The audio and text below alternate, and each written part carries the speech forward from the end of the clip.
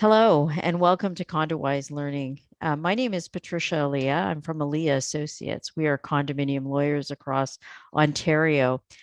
We are in part two of our series, The Dark Side of Condos, and we have a very serious topic to talk to you about and to get you informed about human trafficking.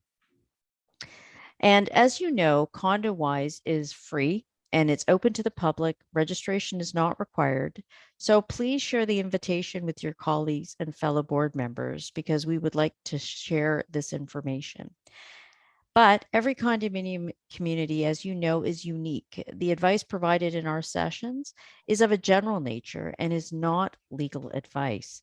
So we recommend that you consult with the condominium corporation's lawyer.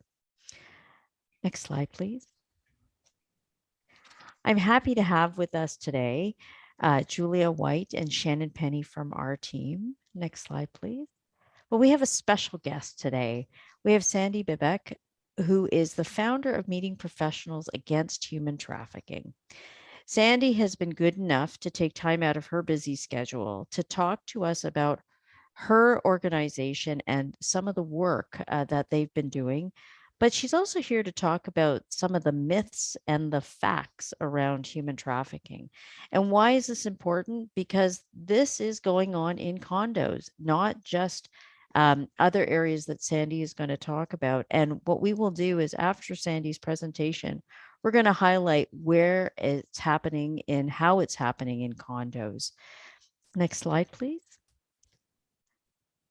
But before we jump into speaking with Sandy, I'm going to ask Shannon to give us some updates on condo news. Shannon, go ahead. Thanks very much, Patricia. So most, if not all of us, have noticed that items are becoming more and more expensive, from groceries to gas to the real estate market. Unfortunately, this looks like our new reality. Condominiums have to prepare their yearly condo budgets based on the current inflation rates. The same goes for reserve fund contributions. So reserve fund studies may need to be revisited to consider the current inflation rates. What may have been a reasonable contribution last year may not be the case today. A condos engineer may have to update the study in order to reflect the new reality of costs. The pandemic has heightened the cost and shortage of labor, which in turn has impacted delivery, the cost of materials, as well as wages and salaries. And with the shortage of labor comes an increase in the cost of labor. And the new reality might affect almost every aspect of the operating expense of a condo. So board members and management companies should explore all possibilities of reducing and controlling these costs on the common element fees. One option is the possibility of installing LED lights and energy efficient equipment. And in doing so, there may be government incentives available that may be worthwhile and beneficial to the condo. So this leads me into the next point in going green in condos. So Ontario's housing sector emits more greenhouse gas emissions than any other province, primarily due to our high population rate. The federal government set targets for the country to reduce greenhouse gas emissions by 40 to 45% by 2030. Some of the proposed solutions include on-bill financing, which provides options for property owners to pay for investments in clean energy upgrades through their utility provider, green home renovation tax, which provides a tax credit for green renovations, but this will only apply to homes built before 2010 and will include an income cap, which will help focus on improving existing middle-class homes. As well, in 2018, Ontario released a set of regulations regarding the installation of electric vehicle charging stations in existing condo buildings. Finally, the LCCI designation is now open to any CCI member who provides goods and or services through annual employment or volunteer time to the condominium industry. The designation is open to any particular profession or trade, and I will put a link to access the application in the chat for anyone who may be interested. Thank you, and I will pass you back over to Patricia. Thanks very much, Shannon. We appreciate that update. And In light of the news of the world and the things, the tragedies that we're seeing globally and just to the south of us, I just wanted to acknowledge all those people who managed to be with us today and take time out of your busy schedules and the things that we're all thinking about. And keep in mind all those people who are the victims of these tragedies, and hope for change. Um, as we move forward as well, I hope that your power is being restored if you weren't able to, and it's come back on and you haven't had to suffer too much. And thanks, of course, to our Hydro One people who are working nonstop to do the work necessary to move us forward. So, with that said, we're going to get into our topic about human trafficking. And we've got a very simple question. Has your condo experienced human trafficking? And if we could run that poll.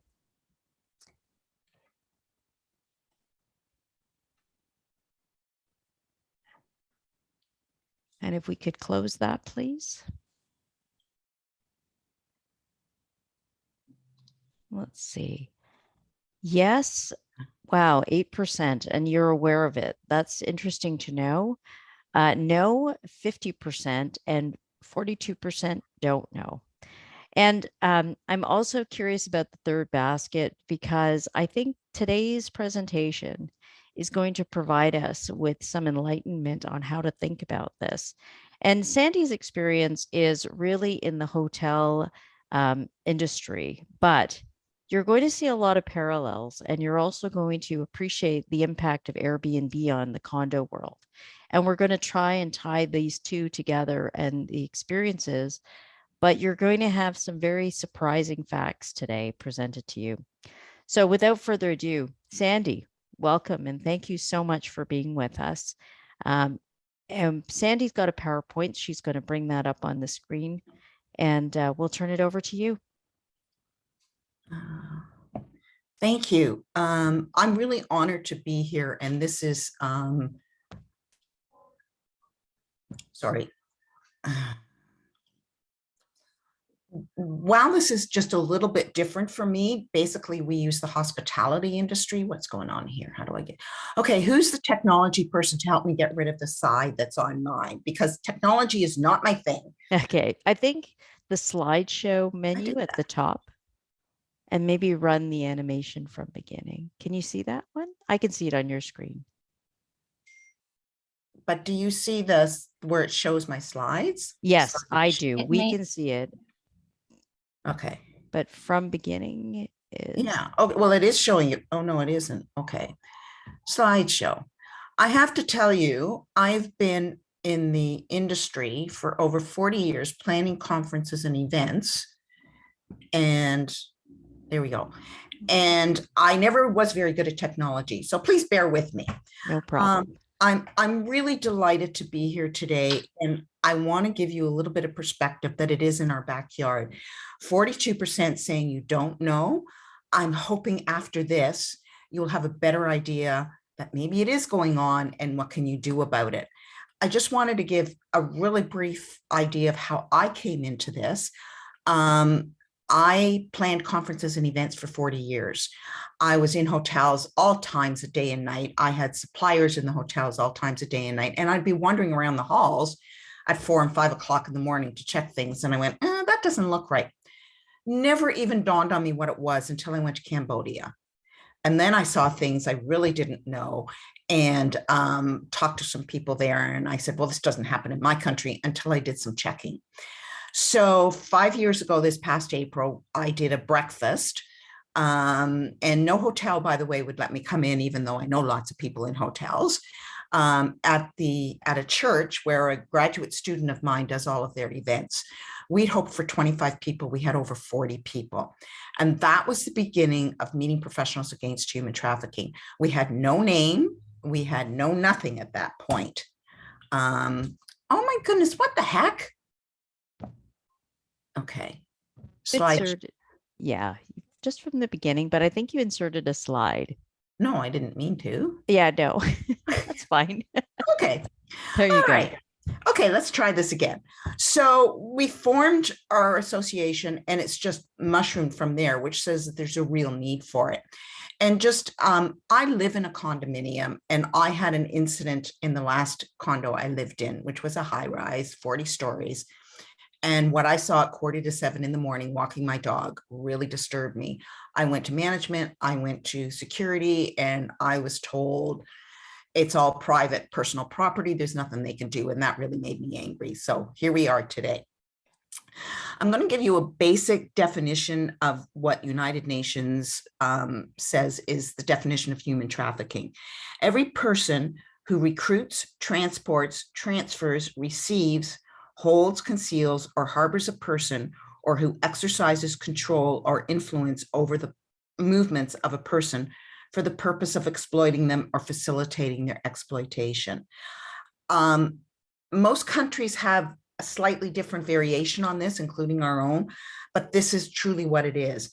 And it's not just sex trafficking, which is what most people think it is. It's labor trafficking, it's organ trafficking, it's child soldiers, certainly sex exploitation. And when it's coerced, it's trafficking. So depending on the country, there's a different definition between trafficking, between sex exploitation and trafficking, and prostitution. So that's a whole other issue. See what's happening? This is bizarre. I have no idea why this is happening.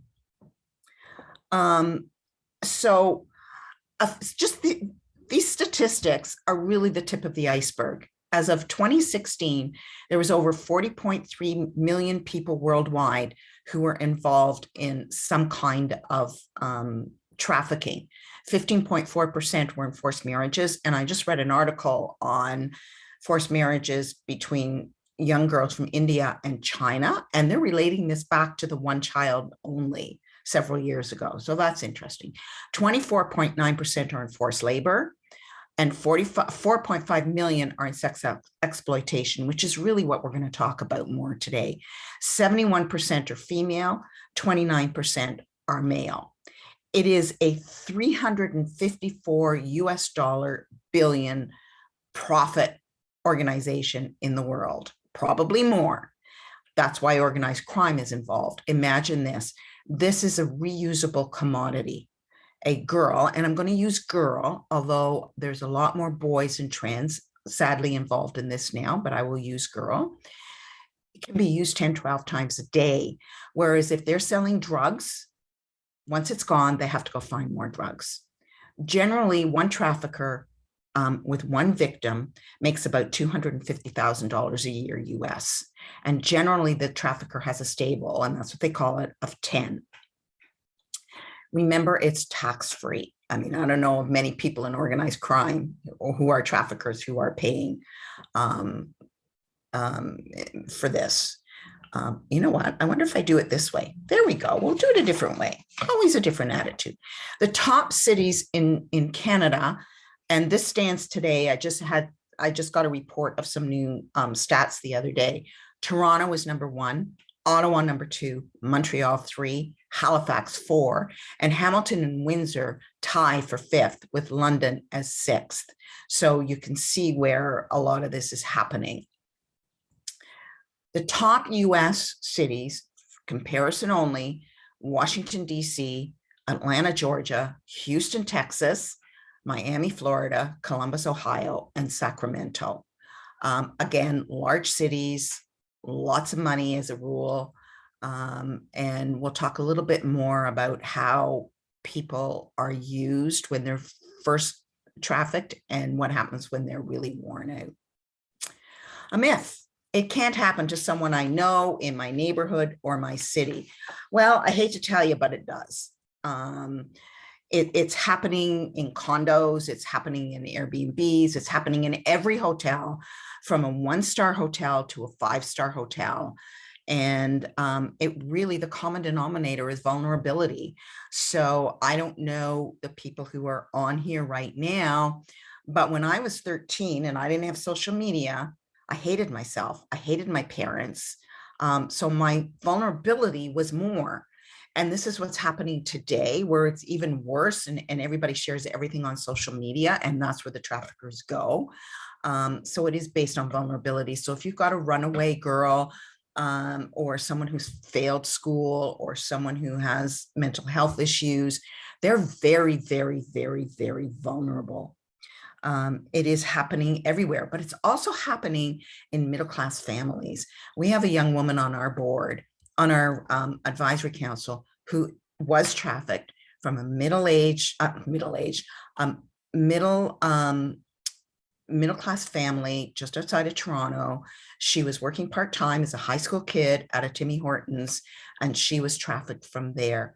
And she lived at home for 6 months. So her parents didn't know. What they knew was she was changing. Oh, well, she's a teenager. She has a wonderful one. Well, she has a good story now. It wasn't always that way. And it's all online now. It's, Snapchat, TikTok. There's some video games. It's just everywhere. Telegram, which I know nothing about. So we need to be really, really careful. It's not happening to Canadian girls. Well, statistically, about 90% of all those trafficked in Canada are Canadians. So they're not bringing them over from Eastern Europe. They're not bringing them over from Russia or Southeast Asia. Yes, that's some of them. Predominantly, they are Canadian girls and boys and trans. The average age is 13 years old.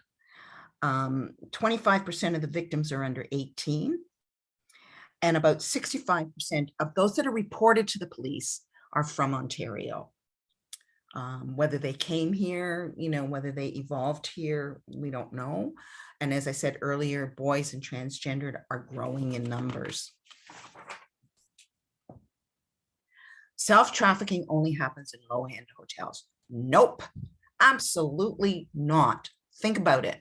When a person is first trafficked, they're prime. They've been set up to be good and look good and everything. That's where they're trafficked, in the higher end hotels. And the Johns are your lawyers, your government people, your doctors, your financial people, because they can afford the higher prices. As this person gets worn down, she's trafficked to the low, and I'm using she again, to the lower hotels. We actually once called the police into a 5-star hotel in Toronto a couple of years ago. And basically, and this is where it goes to culture, and I would think the same in condos, to be quite honest. We were told, the police were told, this group is bringing in $2,500 a night. It's about profit, not people. They finally did go in, and the girl did come out, and that's a whole other, scenario. We do not work with victims. We are not trained to work with victims. So after the 5-star, they go down to the 1-stars, for those in Toronto, on Kingston Road and so on and so forth, and Lakeshore. And they're in, truck stops and Airbnbs and any other groups like that.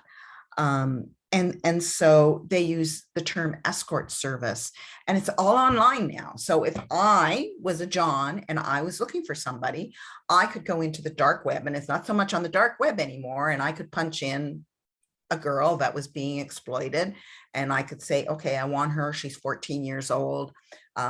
She can be listed as a virgin. When COVID first started, they were listed as COVID free. Whether they were or not, who knows?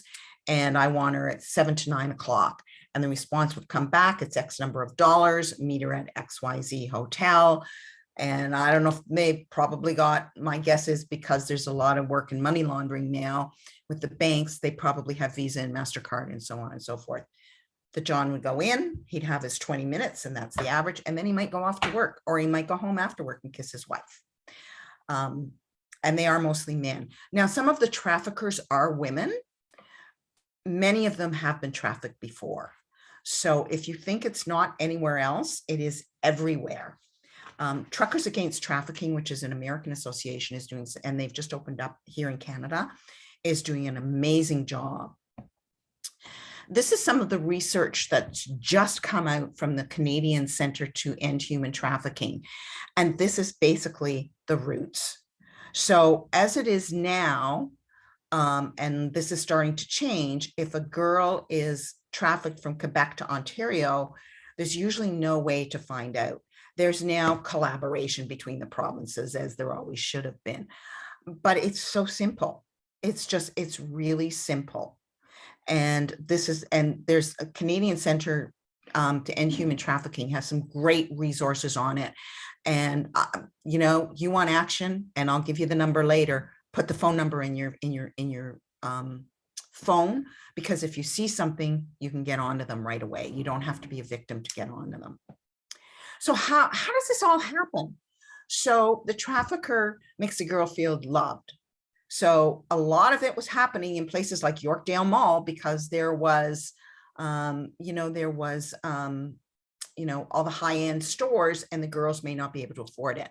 And these guys know how to pick them out. When you watch TV and you see the Criminal Minds comes to mind, how they can profile the bad guys.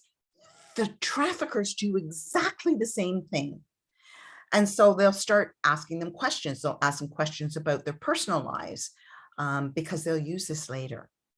And they'll start making them feel really good. They'll start grooming them. They play the role of a boyfriend. They treat her to hair and nails and promise her the world. Maybe illegitimate drug use if she's not already on it, or alcoholism.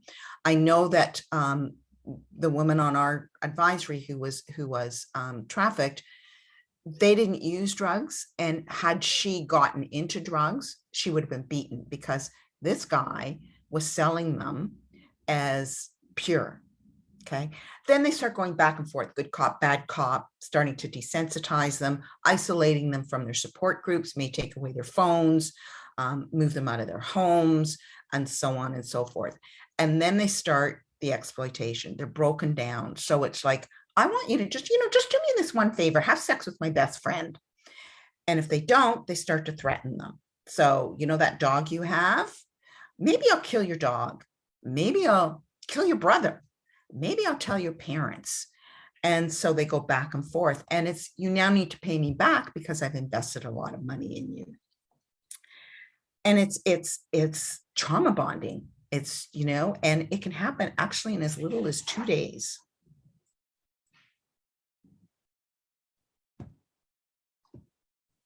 So what do you look for? So this is more related to a hotel, but I do truly believe that condos, your management companies, your staff, even your people that live there can start looking for these things. I tell you, man, my radar is so up now. It's pretty sad.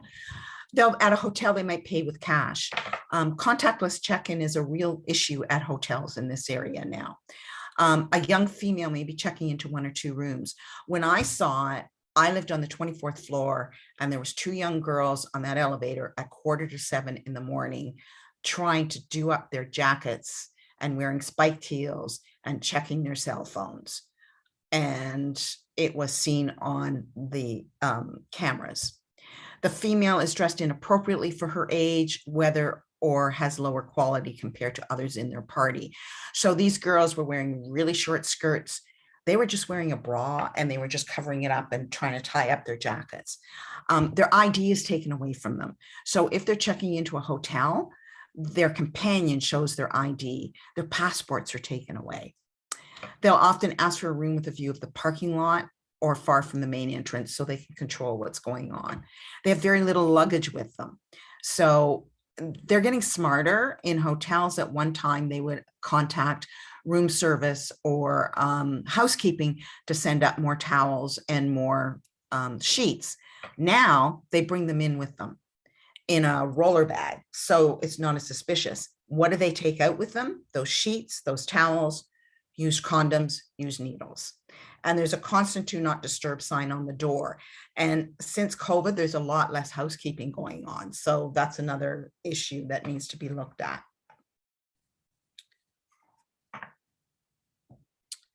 So in times of COVID, as I said, there's increasing, not just in sex trafficking, but moving to pornography. There's kids, babies as young as 2 years old being sold for pornography online. And money laundering is getting much bigger. Cryptocurrency, which I know nothing about, apparently that's really moved into the entire world there. It just, you know, it's just everywhere. So think of everything. Think of the girl running out of a Max, I don't know, they have Max anymore, convenience store, looking really like she's in a hurry. She's wearing spiked heels. It's 6 o'clock in the morning. She's not dressed appropriately, but she's bought a pack of cigarettes. And then she runs into a black limo or something. These young women that were leaving my condo, when I walked out the door, there was a black limo waiting for them, flashing their lights, and they ran to it at 6:45 in the morning. I'm going to show you this video, which is about a hotel. I think it really is representative. It's from ECPAT USA, which is a worldwide part of a worldwide organization to stop child abuse, overall child tourism. And I'm just going to show it to you.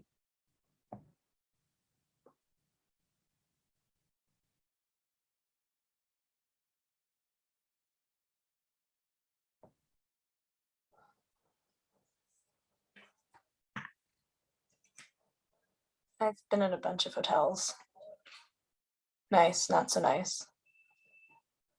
I've seen them all. The worst is when my pimp books a room for the day and I gotta work all kinds of men, one after another. Last week on our way, the new girl I work with asked me how old I was. 17, I said. I lied. I'm really 13. On our way out of the hotel, the guy at the front desk looked at me. We looked at each other. I feel like he knew something was wrong or off or whatever, but he looked away. They always look away. It's weird because there must be something they can do, right?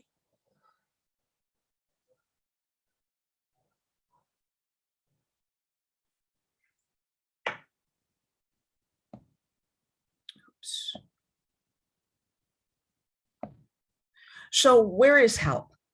The Canadian 800 number. I did send some resources over to your group, and I hope you can use some of them. There's so much online right now, but one of the things we have to understand is that it's not just in Canada. There's the US hotline there, the Canadian hotline, the Mexico hotline, because those are areas that I'm mostly involved in. If you want to know about human slavery, especially in factories, et cetera, and the supply chain, which I'm not going to talk about, but think of who's making the bricks for those condominiums. How old are those kids? Globalmodernslavery.org will give you all kinds of stuff. You can just, I call it going down the Google rabbit hole. And so there's a whole lot of stuff in there. It's about collaborations. We collaborate with all kinds of people. It's about everybody being a part of the web, whether you're a lawyer or you work in a hotel or you are a caterer or you're in the audiovisual department or you plan a conference. We know that when large events happen in the city, there's more of this going on. For example, when Alcoholics Anonymous was here several years ago and they literally took over the city, there was a lot of it going on. And then action, just simply putting that 800 number in your phone if you see something. It is about power, and it is about money because it's very lucrative. And I just want to thank you for this. And I will leave you with this. If you see something, say something. You could be wrong, and that's okay. Or you could be right, and you could save a life. Thank you so much for the opportunity. Thank you so much, Sandy. That was informative and disturbing at the same time. And I know it's a heavy topic, but we appreciate your work and shining a light on this really dark side. Julia, my colleague, is going to talk a little bit about, Shannon, I believe it is, right? Then it'll be Julia, then it'll be me. Yeah. Shannon's going to talk a little bit about now connecting the dots through short-term rentals and Airbnb and condos, which Sandy had mentioned. If you have questions, please post them in the Q&A or the chat. And if we can't get them to them today, we will pass them on to Sandy, and we will figure out how to get you more connected with the information that Sandy and her organization is putting forward. Shannon, please go ahead. Thanks, Patricia. Okay, so Airbnb is a web-based business providing an alternative to hotel accommodations by connecting out-of-town travelers to owners who want to rent out their homes. These rentals are usually for short periods of time, and because of this, Airbnb is a favorite for traffickers, as it is easy to move victims around. So we all know that some Airbnb hosts are now operating out of condo buildings. So of course, Airbnb does not allow illegal activities or behavior that could harm its community. And its community policy specifically prohibits human trafficking, which involves the recruiting, harboring, transporting, transferring, or receiving of an individual by force, fraud, or coercion for the purposes of labor or sexual exploitation. What its policies does not specify is steps that it takes to ensure that this behavior is prevented. So often this behavior is missed and individuals turn a blind eye, whether that be due to fear or they do not understand the signs of human trafficking, which is why I think bringing awareness is so important. Airbnb also works closely with local law enforcement to ensure that its hosts and guests are safe, and hosts are expected to cooperate to assist with any criminal investigations. Airbnb do offer a 24 online support for anyone who may be either a victim or anyone who witnesses any illegal activity. So Airbnb has expectations of its hosts and their guests, and all hosts must be authorized to host and must hold the appropriate license to operate a short-term rental. Hosts are expected to be responsive and available to answer any questions presented to them, and their properties must be secure at all points of entry. Any breaches of the community policies can result in the host having its license removed, and depending on the severity, local law enforcement may become involved. So some condominiums across the province do permit short-term rentals. However, we do encourage you to review your municipal bylaws, your condominium declaration, bylaws and rules to determine whether they are in fact permitted, as it has been found that some condominiums do prohibit this. Julia will expand on that next.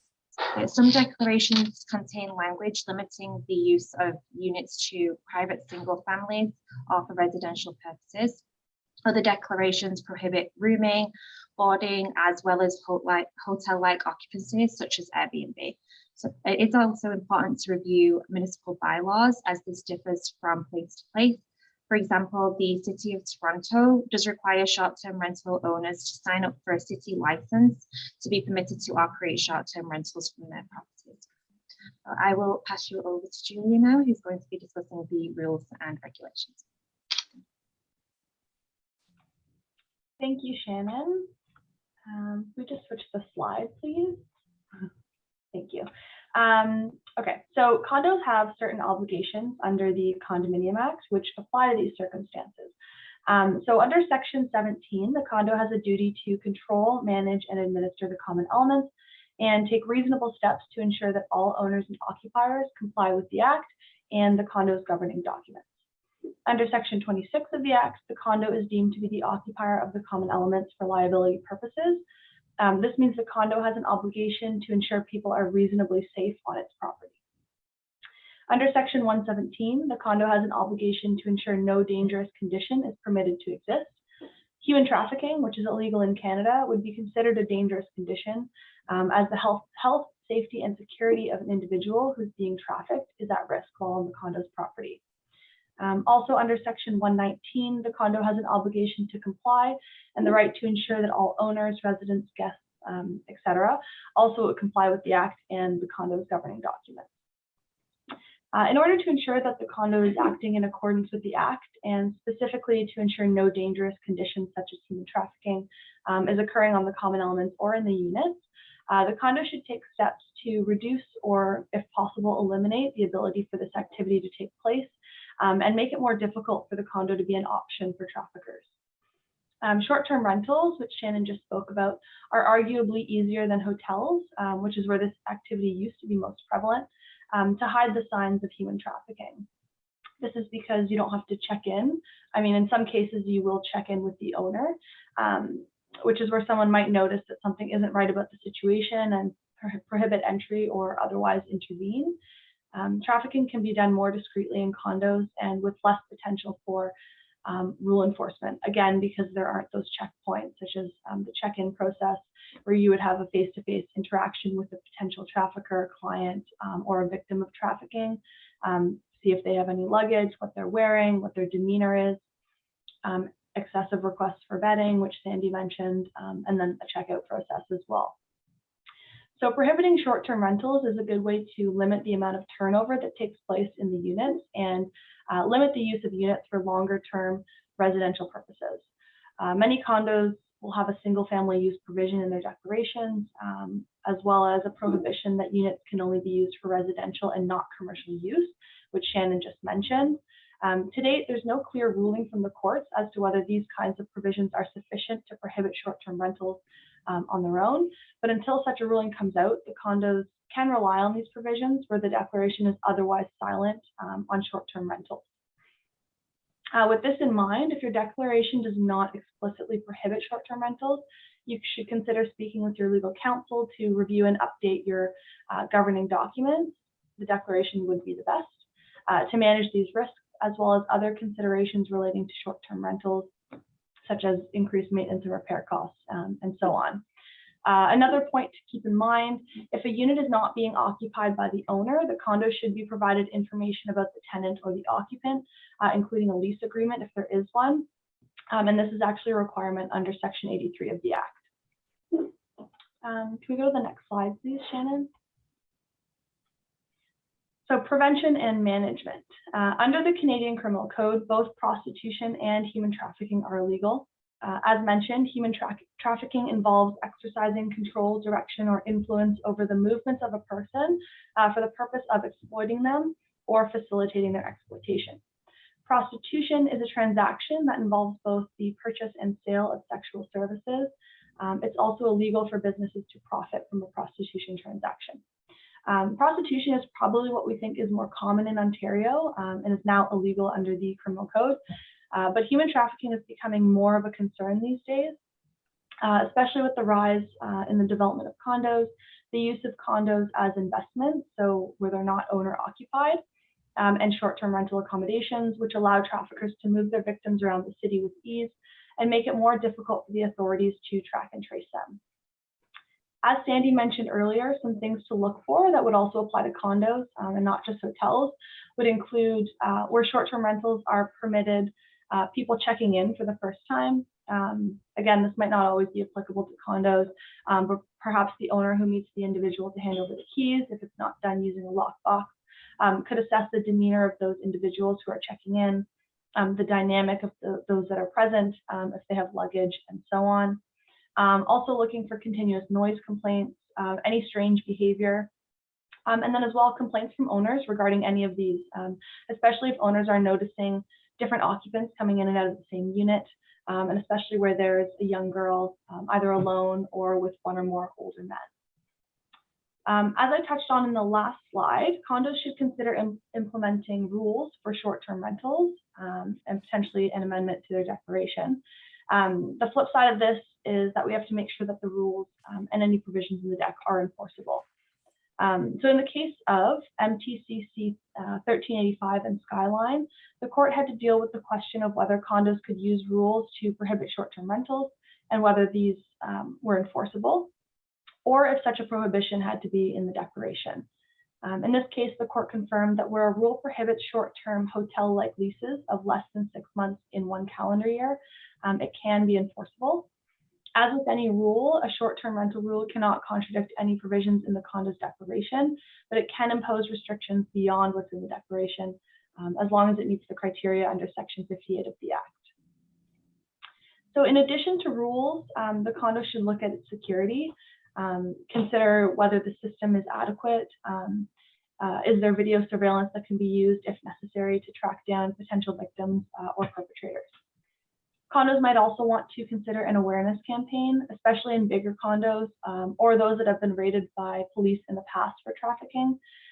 This would include informing the owners of the rise in human trafficking, the signs to look for, and what to do if they notice something that isn't quite right. Along with this, the condo may also want to develop policies and procedures relating to short-term rentals, or if you're prohibiting short-term rentals outright, for what to do if an individual notices any strange behavior and wants to report it or bring it to the attention of the board.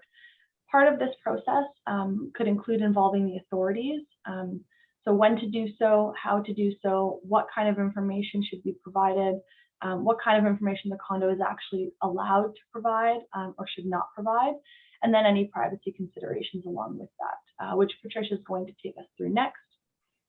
So just a note on that, all condos should have a privacy policy in place that outlines the collection, management, and use of personal, private, or sensitive information, and the legal obligations with respect to that information. So now I'm going to pass it over to Patricia to talk about the authorities and privacy considerations.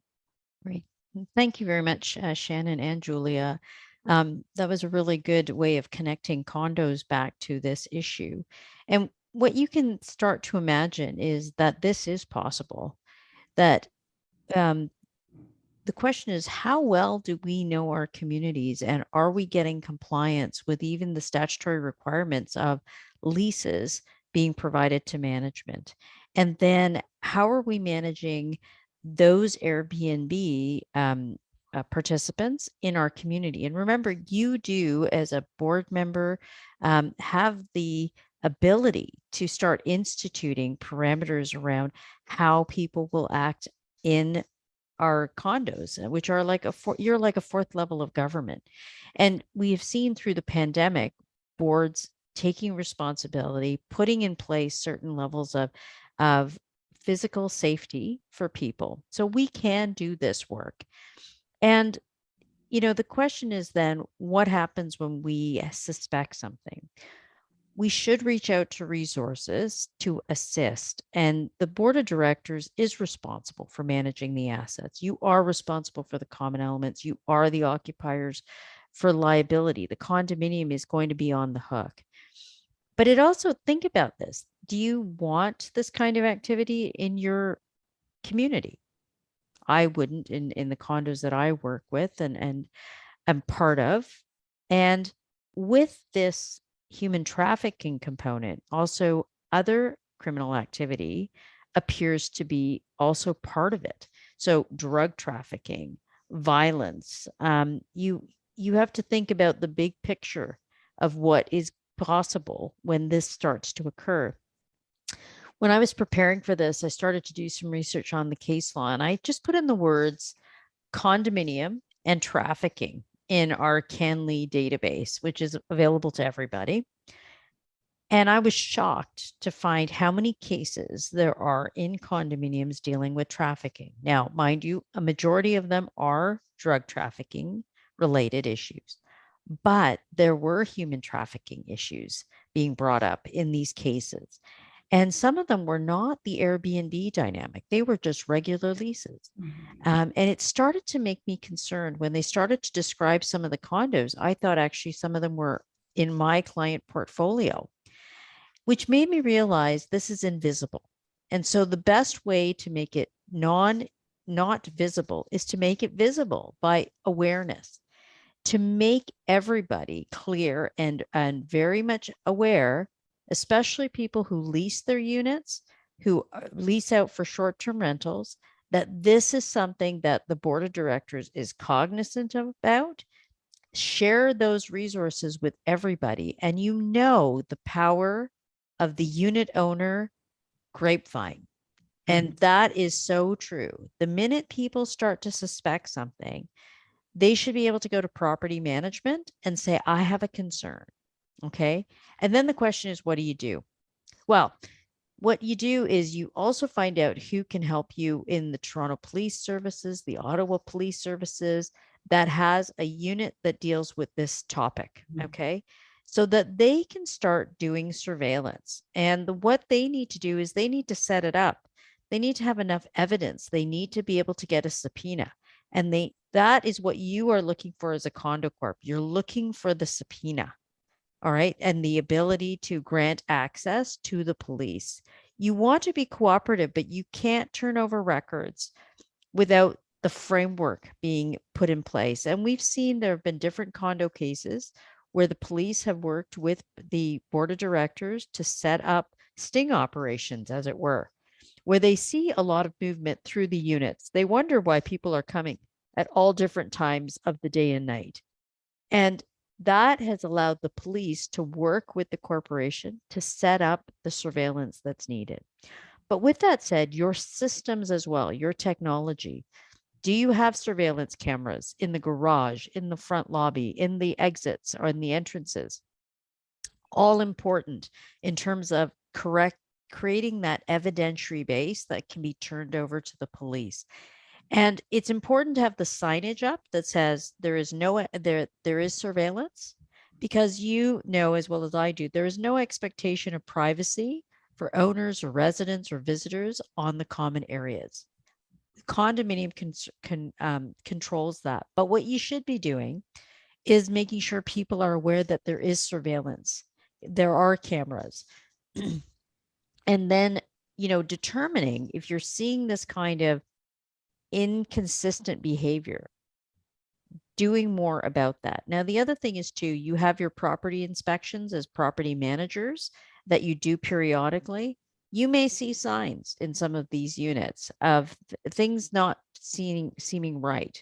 And the question is then, what do? You'll need to talk to legal counsel if there is something that is starting to disturb the board about how a unit is being used.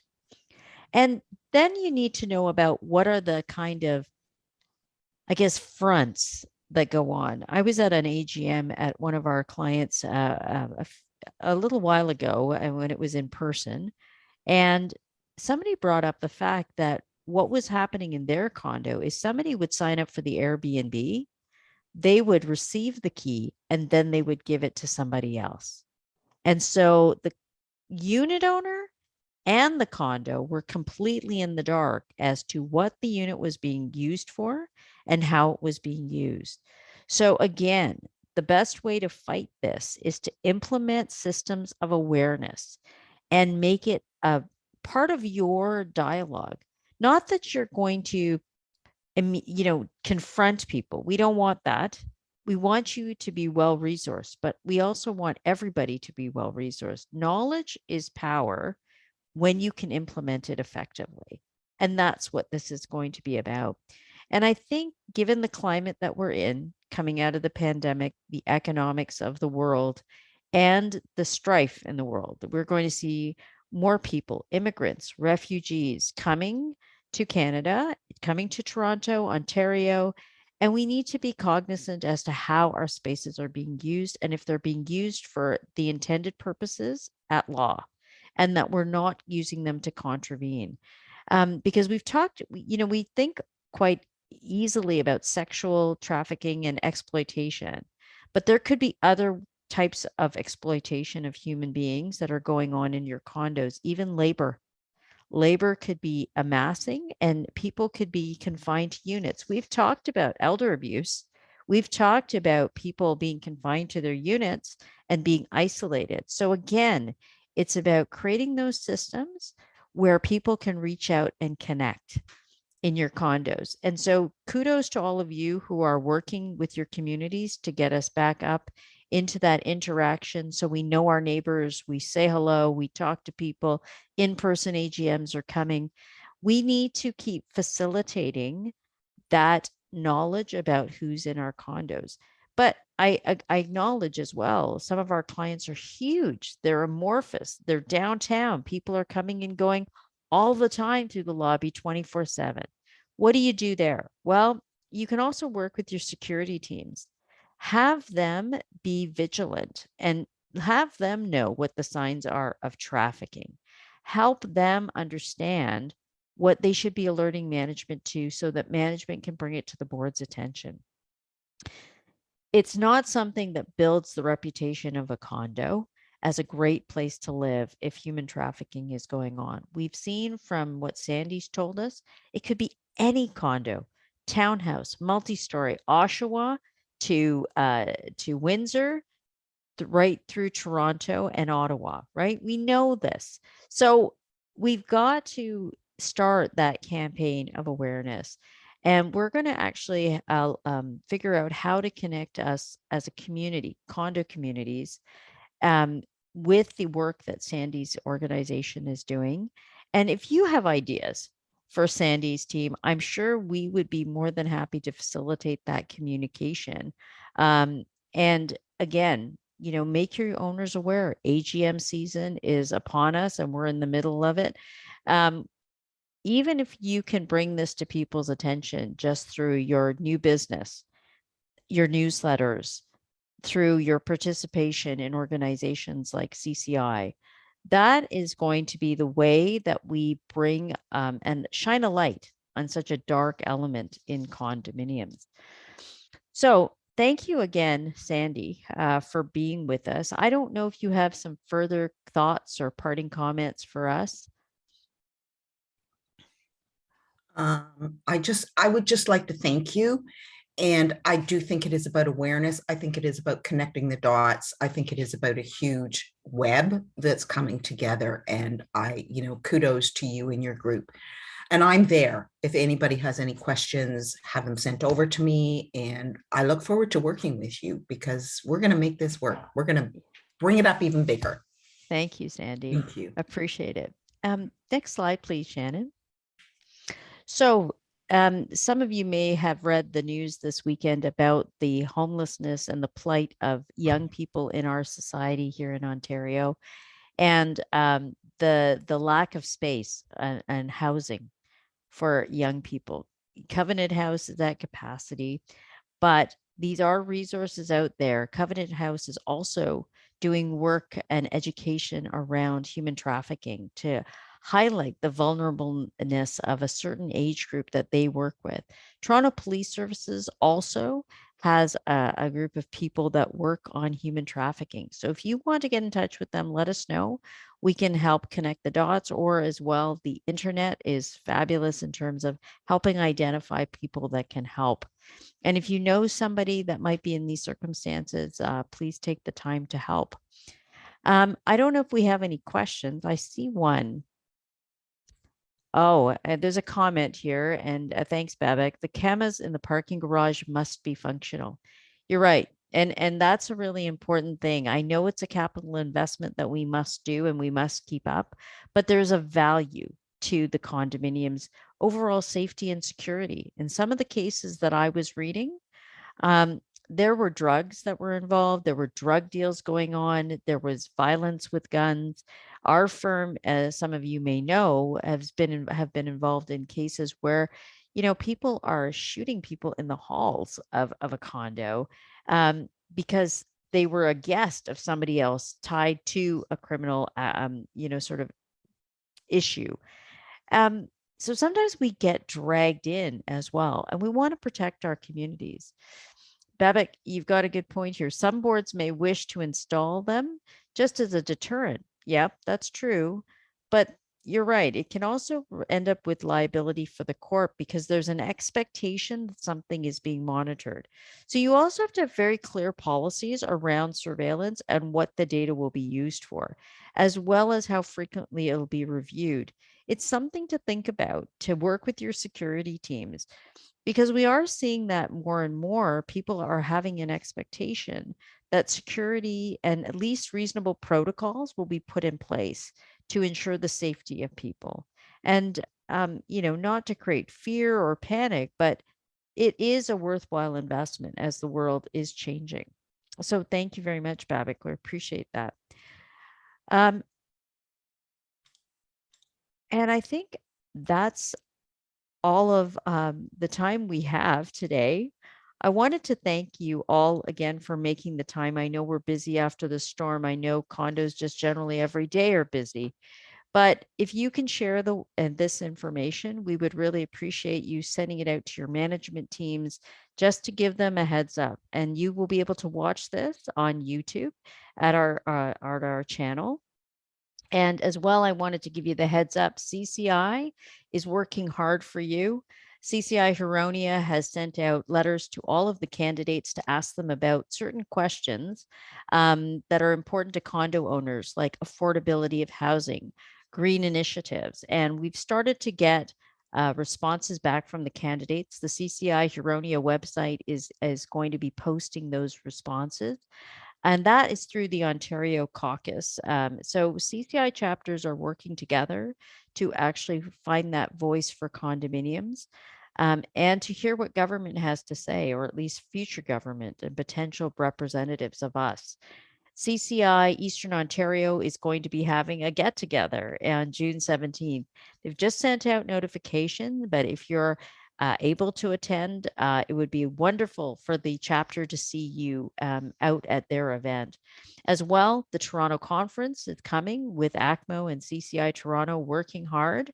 And you'll see some really great topics coming forth. That 2-day conference usually attracts over 1,000 people, and all of us will be there. We hope to see you there. As well, membership renewal, it's time, it's getting there. So we hope that you'll spread the word about CCI membership and the value of that to your condo directors and your unit owners and to industry participants. So thank you again for being with us. Sandy, all the best and continued success in your work. Good luck at your Ottawa event. And we look forward to hearing more. And Shannon and Julia, thank you so much for your great work. Shannon was responsible for connecting us with Sandy. So thank you again, Shannon. Take care, everybody. Stay well.